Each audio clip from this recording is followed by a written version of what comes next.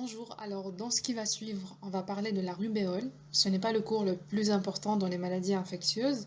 D'ailleurs, il est relativement court. Il y a seulement deux-trois points essentiels à retenir. On commence avec un petit passage vidéo, puis on revient à cette diapositive. Hello, how are you? You're Good, how are you? I know nothing about Norwegian bacon.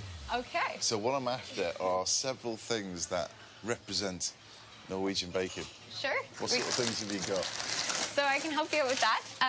The first thing you definitely have to try. So this is our bowler counter here. What's bolly, is it? A bolla, Boll- it's like a sweet bun. A bun. A sweet bun, yes. So this one is the cinnamon bun with sugar, and it's Yeah. a traditional bun to Bergen. It seems that bolla can be many things. You may as well just pile them all up on there. We'll make a bolly tower, shall we?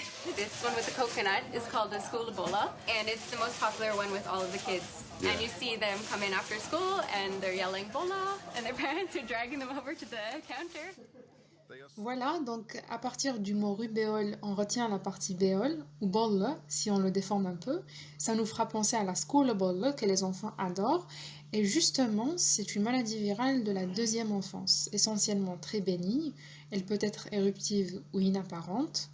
Elle est contagieuse et elle est immunisante. Ce qui s'explique par le fait que le virus de la rubéole, le rubivirus, est un virus ARN génétiquement très stable. On ne l'a fait qu'une fois, contrairement à la grippe par exemple, qui donne du fil à retordre au système immunitaire. D'ailleurs, les modifications génétiques constantes des virus grippaux imposent d'ajuster chaque année la composition du vaccin. Tu sais probablement qu'il existe un vaccin contre la rubéole. Et là, tu vas me dire quel intérêt. Vu qu'elle est bénigne et immunisante chez les enfants, ça ne devrait pas poser de problème.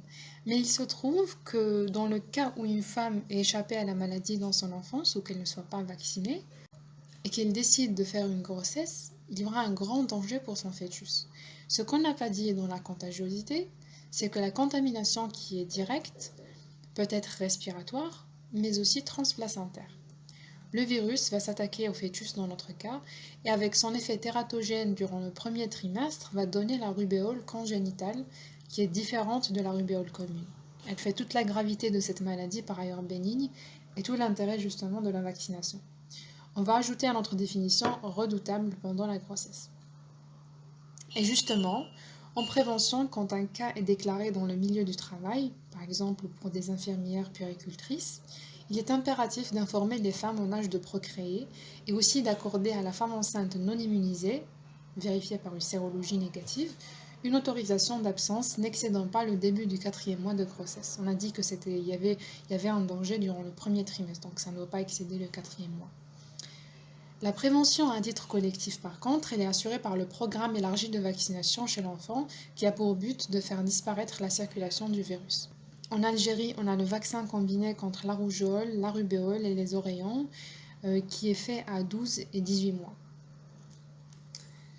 On décrit dans cette forme clinique le syndrome malformatif de Gregg, qui peut être décelé à la naissance ou un peu plus tard.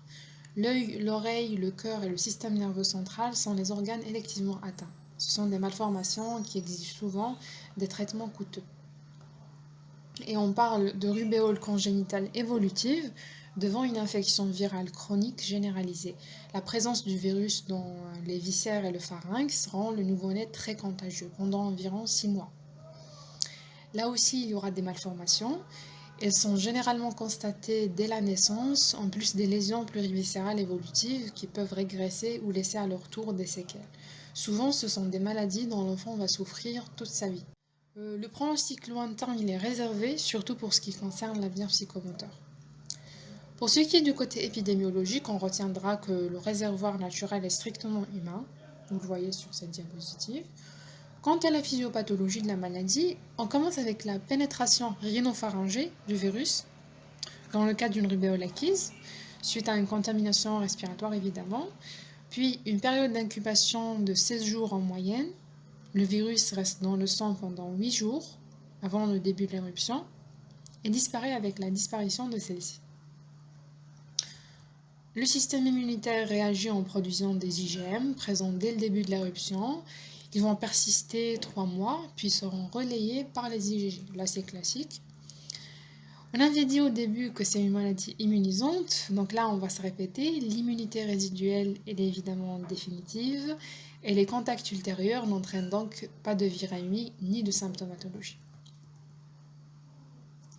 Maintenant, cliniquement, comment ça va se traduire quand c'est patent?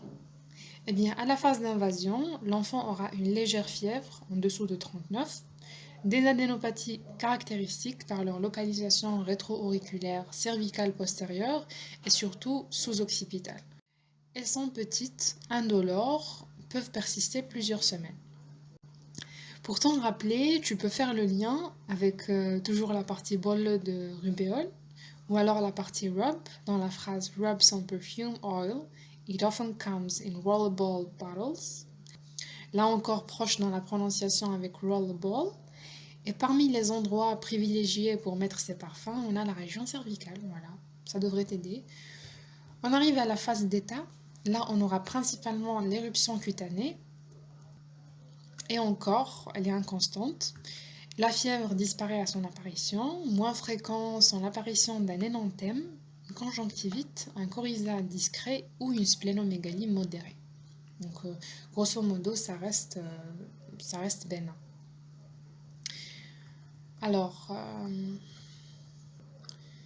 pour la différencier des autres, il faut savoir que l'éruption de la rubéole commence au visage, puis s'étend en moins de 24 heures au tronc et aux membres supérieurs.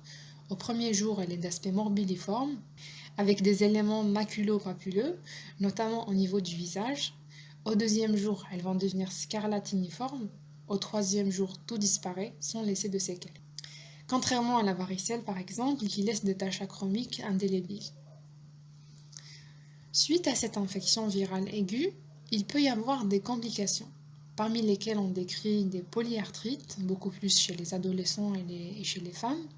Ça peut toucher toutes les articulations, mais les petites articulations sont les plus fréquemment concernées. Point positif, ça disparaît au bout de 15-30 jours sans laisser de séquelles. Le purpurat thrombopénique post-éruptif et la méningo-encéphalite sont rarement observées, mais elles sont quand même décrites. Maintenant, comment poser le diagnostic d'une rubéole commune ou acquise? On va s'appuyer principalement sur la clinique, avec l'éruption morbilliforme et les adénopathies, comme on les a décrites tout à l'heure, avec leurs caractéristiques. Et s'il y a une notion de comptage ou d'épidémie, ça conforte encore plus notre diagnostic. La FNS peut être également d'utilité, notamment par la mise en évidence d'une plasmocytose entre 5 et 10%, mais la certitude, elle est apportée par la sérologie.